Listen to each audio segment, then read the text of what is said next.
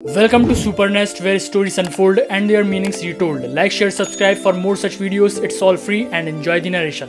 ये कहानी शुरू होती है चंद्रपुर वेस्ट बंगाल से, जहाँ पर एक बहुत बड़ी हवेली में माँ काली की महापूजा चल रही होती है। ये पूजा उस हवेली में इसलिए रखी गई थी क्योंकि उस हवेली का आने वाला बच्चा पैदा होने वाला था और सभी लोग माँ काली से उम्मीद लगा रहे थे कि बेटा पैदा हो, और होता भी वैसा ही है। वो माँ एक बेटे को जन्म देती है। बाहर सबको खबर कर दी जाती है कि बेटा पैदा हुआ है, तो सब और भी खुशी से नाचने लगते हैं। लेकिन तभी सबको खबर मिलती है कि अभी एक और बच्चा पैदा होने वाला है, यानी कि उस माँ के पेट में 2 बच्चे थे और जो दूसरा बच्चा पैदा होता है वो एक लड़की होती है। जैसे ही सबको ये पता चलता है, सब चुप हो जाते हैं क्योंकि सबको पता चल गया था कि अब क्या होने वाला है। उस बच्ची की अब बलि चढ़ने वाली थी। जो लड़की माँ काली की पूजा कर रही थी, जिसका नाम पुरोहिता होता है, उसको वो बच्ची सौंप दी जाती है और ये उसकी ड्यूटी थी कि वो बच्ची की बलि चढ़ाए। वो सारे रीति रिवाजों के साथ ऐसा ही करती है। इसके बाद ये कहानी 40 साल आगे शिफ्ट होती है, जहाँ पर अंबिका प्लेड बाय काजोल और उसका पति शुभांकर हंसी खुशी कोलकाता में रहते थे। उनकी एक बेटी भी थी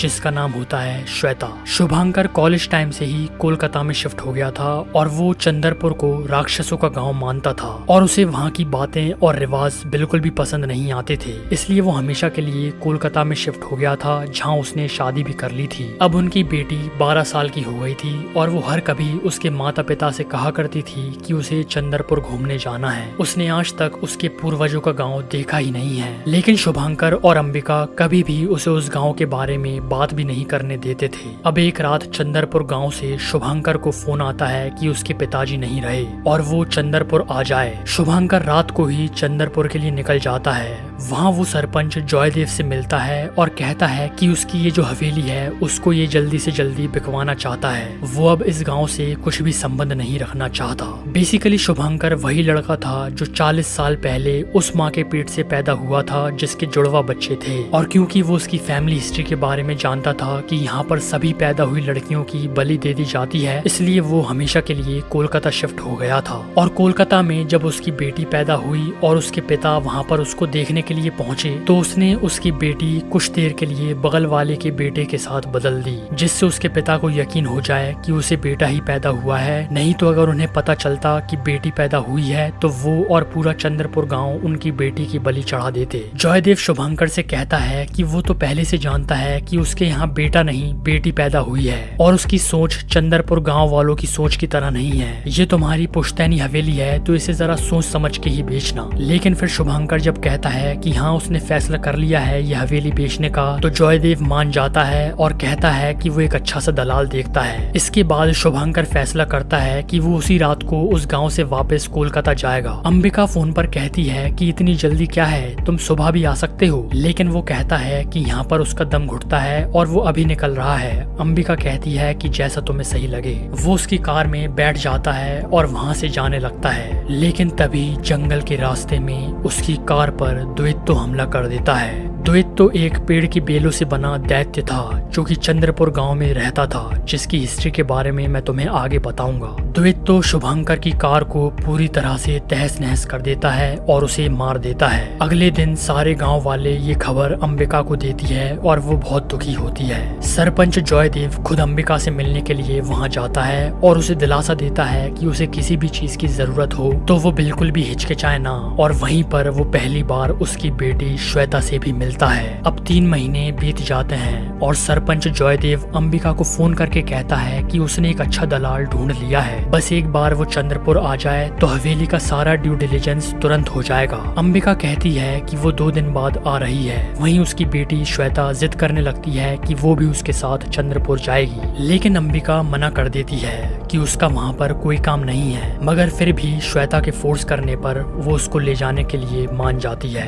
2 दिन बाद वो दोनों चंद्रपुर उनकी हवेली में पहुंच जाते हैं। उनकी हवेली में 4 लोग पहले से ही मेंटेनेंस के लिए रहा करते थे। नंदिनी, विकास, उनकी बेटी दीपिका और विकास के बूढ़े पिताजी। वो लोग अंबिका और श्वेता का बहुत स्वागत करते हैं। लेकिन जब नंदिनी देखती है कि अंबिका की तो बेटी है तो वो डर जाती है और वो उसकी खुद की बेटी दीपिका को श्वेता के ज्यादा करीब नहीं जाने देती। थी, लेकिन क्योंकि वो दोनों बच्चियां थीं तो खेलने कूदने के चक्कर में वो ज्यादातर साथ ही रहती थी। विकास के बूढ़े पिताजी कुछ बोल नहीं पाते थे, लेकिन जब उन्होंने श्वेता को देखा तो अचानक से सालों के बाद वो बोल पड़े और कहने लगे कि अब सिर्फ विनाश होगा। विकास उन्हें शांत कराकर वापस से उनके कमरे में ले जाता है। अंबिका उस हवेली में एक मंदिर देखती है जिसपे ताला लगा हुआ था, तो वो विकास से पूछती है कि ये मंदिर कब से बंद है। विकास कहता है कि आखिरी बार इसमें पूजा 40 साल पहले हुई थी और तभी से यहाँ पर ताला लगा हुआ है। वो कहता है कि ये माँ काली का मंदिर है और ये सिर्फ तभी खुलता है जब माँ काली चंद्रपुर के गांव के किसी इंसान को सपने में दर्शन दे। लेकिन ये उन सभी का दुर्भाग्य है कि 40 साल से अभी तक माँ काली किसी के भी सपने में नहीं आई है। अब अगले दिन सरपंच जयदेव एक दलाल को लेकर अंबिका के पास आता है। वो दलाल अंबिका से कहता है कि इस हवेली को खरीदने के लिए कोई भी तैयार नहीं है, क्योंकि सबका मानना है कि इसमें राक्षसों का वास है। अंबिका इन सब बातों में विश्वास नहीं करती और उस दलाल को भगा देती है। फिर एक दिन श्वेता और दीपिका आपस में खेल रही होती हैं। दीपिका श्वेता के टैबलेट में एक पुराने पेड़ की ड्राइंग देखती है। वो कहती है कि ये पेड़ तो खंडर के पास है, तुम्हें इसके बारे में कैसे पता चला? तो श्वेता कहती है कि मैंने तो ये ड्राइंग कभी बनाई ही नहीं। लेकिन वो दोनों इस बात पर ज्यादा ध्यान न देते हुए उस खंडर के पास चले जाते हैं, क्योंकि श्वेता उस पेड़ को देखना चाहती थी। वो दोनों खंडर के बहुत ज्यादा करीब चली जाती हैं। तभी पीछे से नंदिनी आ जाती है। नंदिनी दीपिका पर बहुत ज्यादा गुस्सा करती है कि वो यहाँ पर क्यों आई। तभी अंबिका भी श्वेता को ढूंढते हुए वहाँ पर पहुँच जाती है। नंदिनी दीपिका को वहाँ से ले जा रही होती है। तभी अंबिका दीपिका को देखती है और कहती है कि मुबारक हो नंदिनी, तुम्हारी बेटी अब बड़ी हो चुकी है, उसके पीरियड्स आ गए होते हैं। जैसे ही नंदिनी ये देखती है वो और ज्यादा घबरा जाती है और दीपिका को एक कमरे में ले जाकर वहाँ पर धूप करके उसे बंद कर देती है। वो उसे द्वित्व से बचाना चाह रही थी, लेकिन उससे बचना इतना आसान नहीं था। रात में उस कमरे में द्वित्व पहुंच ही जाता है और दीपिका को पकड़कर ले जाता है। नंदिनी सारा का सारा दोष अंबिका की बेटी श्वेता पर डाल देती है। वो कहती है कि श्वेता ही दीपिका को उस खंडर के पास ले गई थी और द्वित्व ने उसकी जगह दीपिका को देख लिया होगा और अब वो उसे ले गया है। अंबिका ये जिम्मेदारी उसके ऊपर ले लेती है। सबसे पहले वो पुलिस को खबर करती है। पुलिस वहाँ आती भी है और छानबीन में लग जाती है। तब तक सरपंच जयदेव भी वहाँ पर पहुँच जाता है। जयदेव बताता है कि द्वित्व करीब 3 महीने से गाँव की बेटियों को उठा रहा है, लेकिन अभी तक किसी ने भी पुलिस में इसलिए रिपोर्ट नहीं किया क्योंकि वो 4-5 दिन बाद खुद उन बेटियों को वापस उनके घर छोड़ देता था, इसलिए छानबीन करने की कोई जरूरत है ही नहीं। मगर अंबिका और पुलिस वाले दीपिका को ढूंढने के लिए उस खंडर तक चले जाते हैं। जयदेव मना करता है लेकिन वो मानते नहीं हैं। उस रात उन्हें वहाँ पर कुछ नहीं मिलता और अंबिका वापस उसकी हवेली में आ जाती है। श्वेता अंबिका से पूछती है कि ये सब हो क्या रहा है और क्या वो प्लीज उसे चंद्रपुर और उनके परिवार की हिस्ट्री बता सकती है। अंबिका को लगता है कि यही सही समय है उसे सब कुछ बताने का। वो कहती है कि हजारों साल पहले एक असुर जिसका नाम अमशजा रक्तबीज था, उसको माँ काली ने मार दिया था और जहाँ उसके रक्त की बूंद गिरी थी वो यही जगह थी चंद्रपुर, और इसलिए अमशजा का अंश इस गांव में आ गया। वो चाहता था कि उसका वंश आगे बढ़े और वो वापस पूरी शक्तियाँ पा सके, इसलिए उसकी गंदी नजर चंद्रपुर की लड़कियों पर पड़ी। वो सारी लड़कियों को मारने लगा। जब ये हो रहा था तब एक भक्त ने माँ काली की आराधना की और माँ काली ने उसे शक्तियाँ प्रदान की। लेकिन जैसे ही अमशजा को ये पता चला वो कहीं छुप गया। वो इंतजार कर रहा था सही समय का। जब उस भक्त की बेटी पैदा हुई तब माँ काली की शक्तियाँ भक्त से होकर उस बेटी में चली गईं, और जब वो लड़की 12 साल की हुई तब अमशजा वापस आ गया। यही वो लड़की थी जो उसका वंश आगे बढ़ा सकती थी। अमशजा ने उस लड़की को अगवा कर लिया और उसमें उसका बीज डाल दिया। अब वो भक्त एक बहुत बड़े धर्म संकट में फंस गया था, क्योंकि उसकी बेटी की कोख में राक्षस का बीज था। तो उसने फैसला किया कि वो उसकी बेटी की बलि चढ़ा देगा, जिससे अंशजा उसका वंश कभी आगे ना बढ़ा पाए, और उसने ऐसा ही किया। और शुभांकर इसी खानदान से बिलोंग करता था, इसलिए इस खानदान में जितनी भी बेटियां पैदा हुई उन सबको मार दिया जाता था। लेकिन तुम्हें बचाने के लिए शुभांकर ने सबसे झूठ बोला कि उसे बेटी नहीं बेटा पैदा हुआ है, और इसलिए अंशजा श्वेता के पीछे पड़ा था। अंबिका कहती है कि उसे फिक्र करने की बिल्कुल भी जरूरत नहीं है, उसकी माँ उसकी रक्षा करेगी। तभी श्वेता अंबिका को बताती है कि उसके पेट में दर्द हो रहा है। अंबिका समझ जाती है कि उसके पीरियड्स आने वाले हैं। अंबिका कहती है कि सो जाओ, दर्द ठीक हो जाएगा, और वो दोनों सो जाते हैं। फिर आधी रात को दीपिका उस हवेली में वापस आती है। विकास के बूढ़े पिताजी उसे देख लेते हैं, लेकिन वो इस बार नॉर्मल दीपिका नहीं बल्कि चुड़ैल दीपिका बन के आई थी। वो उसके दादाजी को वहीं पर मार देती है और श्वेता के कमरे में चली जाती है। वहाँ वो उसका रूप फिर से नॉर्मल कर लेती है और श्वेता से कहती है कि चलो खेलने चलते हैं। जैसा जैसा वो श्वेता से कहती है, श्वेता वैसा ही करती है। दीपिका उसे उसी खंडर में ले जाती है जहाँ ढेर सारी और भी लड़कियां होती हैं जो सब चुड़ैल बन चुकी थीं।